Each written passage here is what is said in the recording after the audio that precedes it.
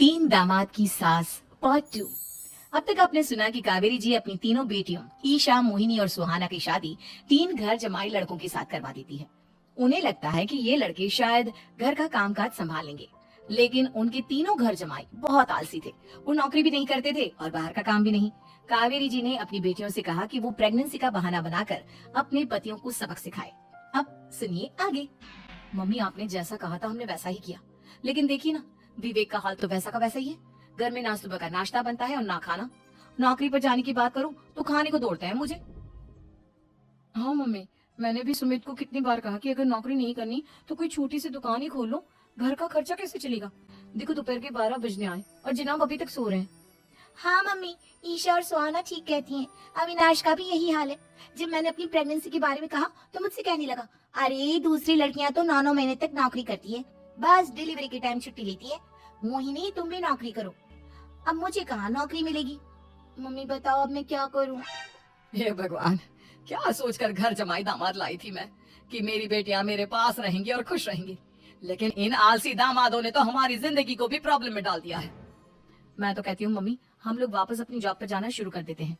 बता देते हैं इन लोगों को कि हमने प्रेगनेंसी का बहाना किया है। नहीं नहीं बेटा, ऐसी गलती भी मत करना। अगर तुमने ऐसा किया तो इन तीनों की आदत और खराब हो जाएगी। अरे आज नहीं तो कल कभी तो तुम प्रेग्नेंट होगी, तब वापस यही प्रॉब्लम आएगी। तब क्या करोगी तुम तीनों? हाँ मम्मी, आपकी बात तो बिल्कुल सही है। इन लोगों को तो सुधारना ही पड़ेगा। लेकिन कैसे? अपने बच्चों के आने की खबर सुनकर भी इन लोगों पर कोई असर नहीं हो रहा। पैसे कमाने के लिए घर से बाहर निकलना ही नहीं चाहते ये तीनों। अब मेरे दिमाग में एक प्लान आया है। तुम तीनों चिंता मत करो, उन तीनों को बुलाओ, फिर मैं बात करती हूँ। थोड़ी देर बाद कावेरी जी अपने तीनों दामादों को सामने बुलाकर अपनी बात कहना शुरू करती हैं। अविनाश, सुमित और विवेक, देखो बेटा, मैं ना तुम तीनों से बड़ा प्यार करती हूँ, इसीलिए तो तुम्हें घर जमाई बनाकर रखा है मैंने। अरे मम्मी जी, सीधे सीधे कहिए ना, क्या बात है? प्यार तो हम भी आपको बहुत करते हैं। अरे मम्मी जी, आपकी इज्जत भी बहुत करते हैं। अरे भैया, आपके जैसी सास और कमाने वाली बीवी सबको मिलती है क्या? हाँ मम्मी, विवेक और सुमित ठीक कह रहे हैं। आपकी बेटी से शादी करके मेरी तो जिंदगी ही अच्छी हो गई है। जानती हूँ मैं, और ये भी जानती हूँ कि तुम तीनों अपने अपनी बीवियों से बहुत प्यार करते हो। बेटा, बात ऐसी है कि हमारे कुल गुरु ने कहा है कि प्रेग्नेंट होने के बाद मेरी तीनों बेटियां शुरू के 4 महीने हमारे गांव में जाकर रहेगी, जहाँ मेरे चाचा जी रहते हैं। अरे लेकिन क्यों मम्मी, गांव में जाकर रहने की क्या जरूरत है इन तीनों को? वो क्या है ना बेटा, हमारे परिवार को एक श्राप है। अगर मेरी बेटियों ने यहाँ पर बच्चा पैदा करने की कोशिश की तो उनके बच्चों को कुछ भी हो सकता है।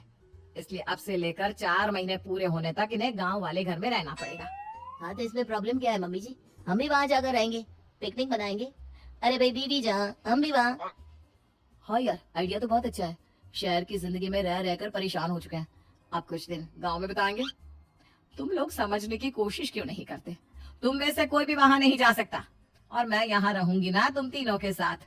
4 महीने की तो बात है, उसके बाद ये तीनों ही लौट कर आ जाएंगी। ठीक है मम्मी जी, अब हमारे बच्चों का सवाल है तो ये तो करना ही पड़ेगा। कावेरी अपनी तीनों बेटियों को कुछ दिन के लिए घर से बाहर कहीं दूसरे शहर में रहने के लिए भेज देती है। कुछ दिनों के बाद, अरे मम्मी जी, बहुत दिन से पिज्जा नहीं खाया, मंगवाइए ना। क्या बताऊं बेटा, पहले तो बेटियां खर्चा दे देती थी क्योंकि उनकी नौकरी थी, लेकिन अब तो मेरे पास पैसे ही नहीं बचे। थोड़े बहुत पैसे हैं जो बच्चों की डिलीवरी में काम आएंगे। लेकिन मम्मी जी, आपकी बेटियों को वापस आने में तो अभी बहुत वक्त बाकी है। वही सोच सोच कर परेशान हो रही हूँ। सोच रही हूँ कल से दूध भी बंद करवा देती हूँ। अब दूध वाले को देने के लिए पैसे भी तो नहीं है ना। अरे नहीं नहीं मम्मी जी, अगर दूध भी बंद करवा दोगी तो मुझे चाय कहाँ से मिलेगी? और चाय के बिना मैं तो मर ही जाऊंगा। क्या करूं बेटा, इसके अलावा हमारे पास कोई ऑप्शन नहीं है। मेरे पास पैसे ही नहीं बचे। इस तरह कावेरी जी धीरे धीरे अपने तीनों दामादों को पैसे देना बंद कर देती हैं और घर में खाने पीने की चीजें लाना भी बंद कर देती हैं। अब वो तीनों बुरी तरह से परेशान होने लगे थे, और इसलिए एक दिन तीनों प्लान करके घर से बाहर निकलते हैं। और बाजार में जाने के बाद, यार अच्छा खाना खाए हुए कितने दिन हो गए, पता नहीं कब अच्छा खाना मिलेगा। हमारी बीवियों के जाने के बाद तो हमारी हालत भिखारियों जैसी हो गई है यार। कुछ भी हो, मुझे तो आज पिज्जा खाना ही खाना है। जेब में 1 रुपया नहीं है और पिज्जा खाएगा, कहाँ से आएंगे पैसे?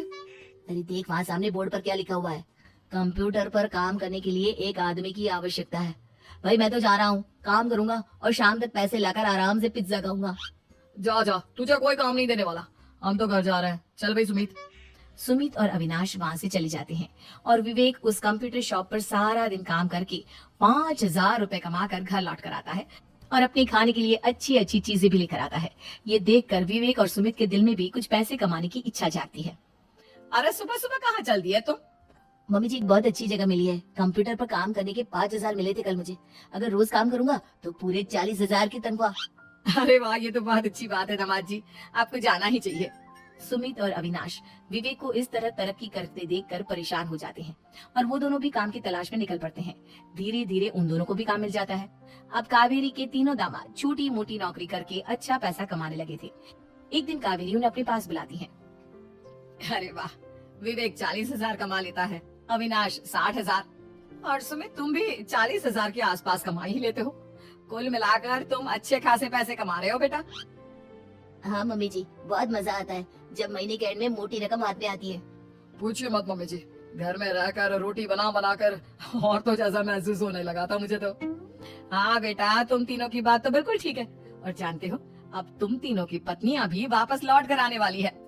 लेकिन मम्मी जी अभी तो उन्हें गए सिर्फ 2 महीने हुए हैं। आपने तो कहा था वो 4 महीने के बाद लौट कर आएंगी।